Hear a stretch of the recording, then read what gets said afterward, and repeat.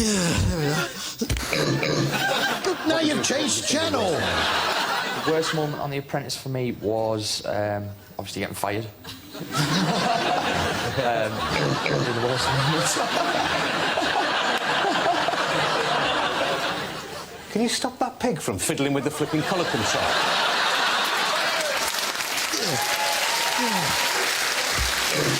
Now you've got the menu up again. Yeah, thanks, chicken. Which brings us to TV Burp Poetry Corner. TV Burp Poetry Corner. Well, I'd be interested to know what lies Natasha's feeding us, and this yarn has no reason to mislead us.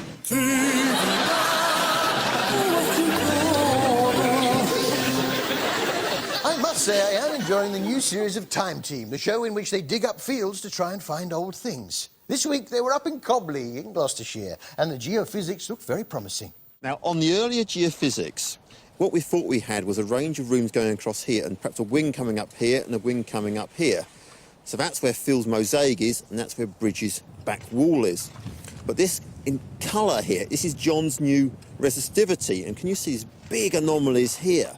What are you talking about?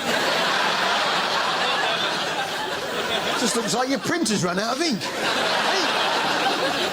I sometimes wonder whether the Time Team has been infiltrated by people pretending to be experts. Whoa. What's that out there? Looks like a turkey Twizzler. Can I see your qualifications, please? He's off his rocker.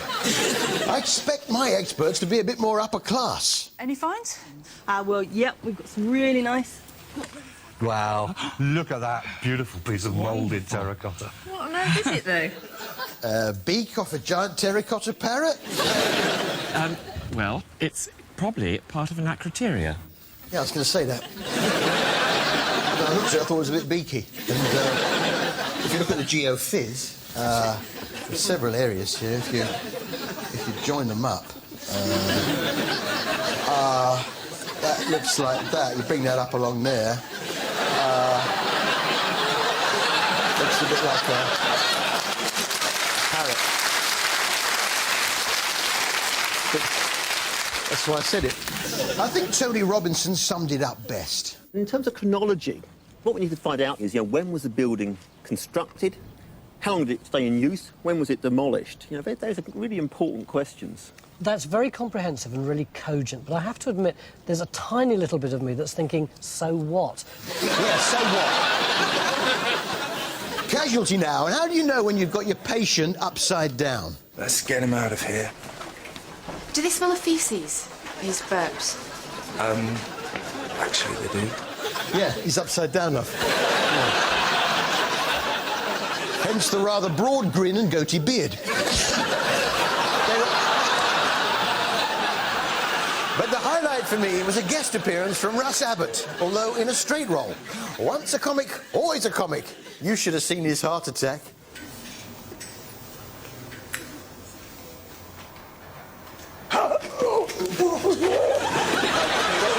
Someone? Guys? Yeah, bring back the madhouse, I say. Yeah.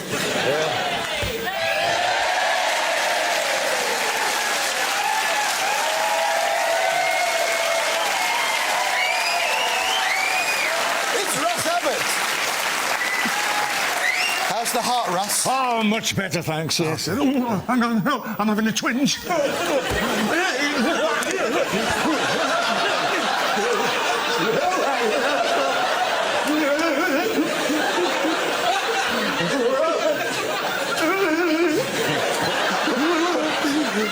I'm having one too.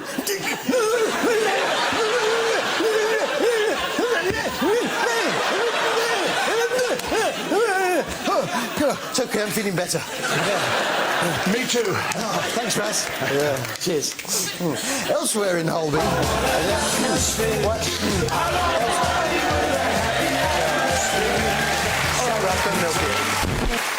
It was in the top 10. My heart attack was funnier than yours. I wonder how my two brothers Gary and Barry Hill, who work for Thames Water, are getting on. Clock is run down full pressure. We're working hard. This was Grime Fighters, which is the same as the BBC's Life of Grime, only with ad breaks. It's a heady mix of sewage work and infestation, like this rat problem faced by Verminator Dave in Gloucester. We'll pop some traps in. So we'll give them a little bit of an enticement. What do you put on there? What's that? It's chocolate spread.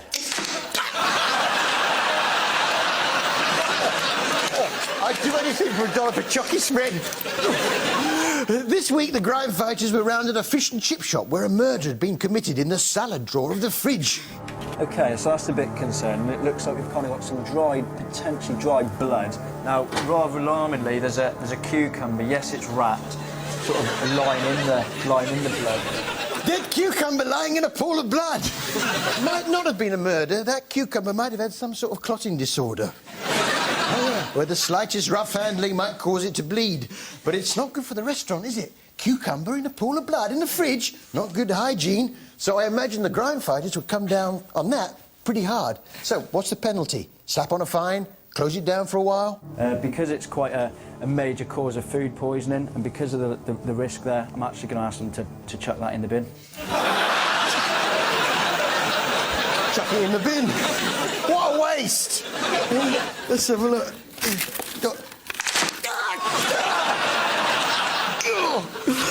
Oh, where's that cucumber? You see, look, just you cut the end off, cut the bad bit off, it'd be right strain. Just cut that off. It's a bleed, forceps! I got it. God, I said there was a clotting disorder. Cucumber. Yeah, lovely blood. Cucumber blood, my favourite. Yeah. And every now and then, Grime Fighters present us with a real character, someone who unexpectedly charms. Such a person is Lou from Wolverhampton. Yes, it's TV Burp's Stars of Tomorrow today. TV Burp, Stars of Tomorrow today. It's unusual for me to be looking at fish, being as last year I was catching them, and this year I don't seem to have had 5 minutes to go and do any fishing.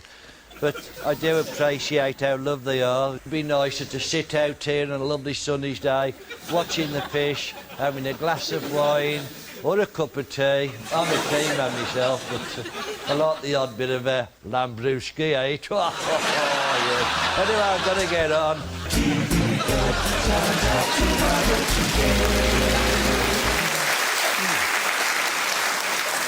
Previously on Grime Fighters, I was surprised to see a sausage trying to escape from a hot dog stand. If you look down in here, no refrigeration. The sausage is just loose over the element. Escaped sausage!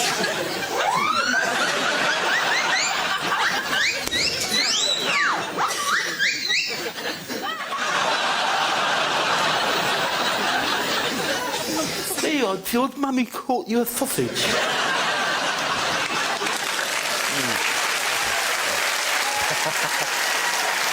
Emmerdale now. And it was nice to see Prince Charles and a lady friend booking in for the night at the B&B. Mr. and Mrs. Wicked, you're not leaving us already, are you?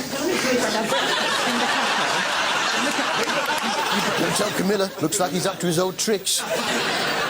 Only kidding. Their marriage is strong. I must say, Terry has managed to keep his figure after having little TJ. No mean feat. Terry's kept that lovely hourglass figure. Oh, yeah. No, don't explain, Eric. It's just his dirty mind. Four. Hey, lads.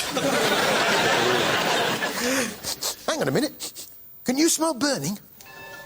Ashley? I thought it was you ringing that bell. What's going on? The church is on fire! The church is on fire! Look, Ashley! The church is on fire! Don't panic! The church is on fire! It's on fire! The church is on fire! And yes, Laurel's trapped inside, which gave her a chance to do a Stan Laurel impression. I'm turning on the light! I'm coming! I'm sorry, Ollie. Now, I wonder where the knitted character has been this week. Oh, hello? What? Emmerdale! Emmerdale? He went to Emmerdale? But... Ashley's in there! The church is on fire! The little character's in there! I can't do your thing!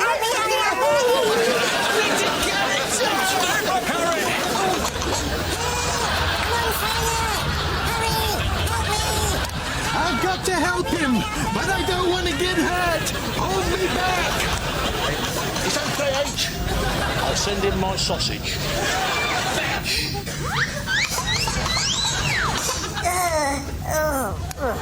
Hurry, Mr. Sausage. He might get hit by a piece of falling timber.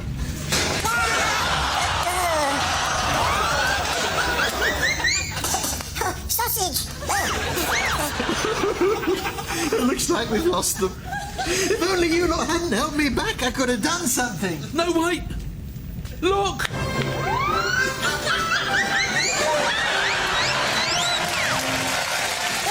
Thank you, sausage. He's alive! He's alive! And my sausage. Time for tea. He's another good meeting, for he's another good meeting, for he's another good meeting. And so say all of us.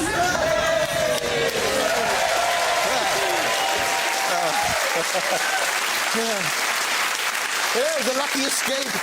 You can say that again, Harry. And I couldn't have done it without Heather's rescue sausage. Yeah, we got away with minor burns to the head. So, where else was the knitted character this week?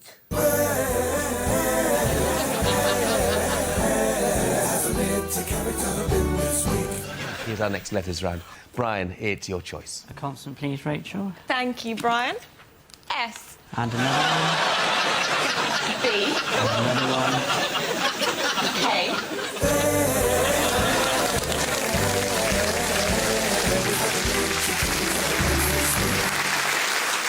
I must say it was nice to see God pop up on telly last year. Put away into the... Of course it wasn't God. It was Meetings with Remarkable Trees on BBC 4. And this episode featured a particularly interesting hedge. I've been driving this road since 1971. I've probably driven past this hedge 16 or 17,000 times. You want to get sat-nav, mate? Isn't it funny when your vegetables start to look like you?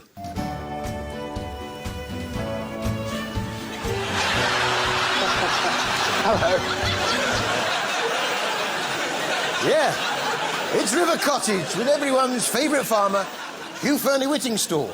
And I was interested to see that to keep track of his cows, he makes them all carry a mobile phone. My pedigree organic North Devon ruby red cow, number 3600064.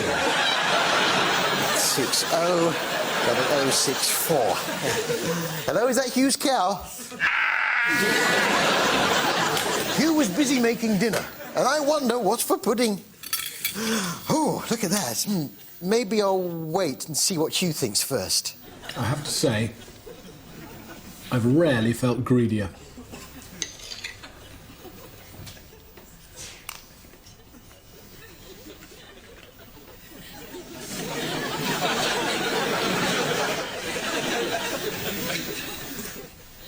Lovely. Well,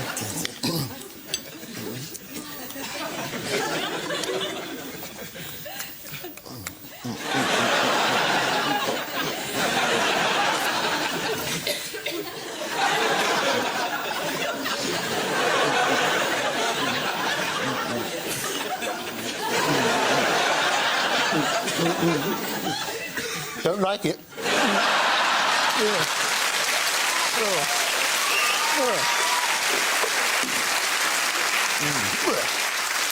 I must say, it's nice to see my style of glasses coming back into fashion. Right, up we go.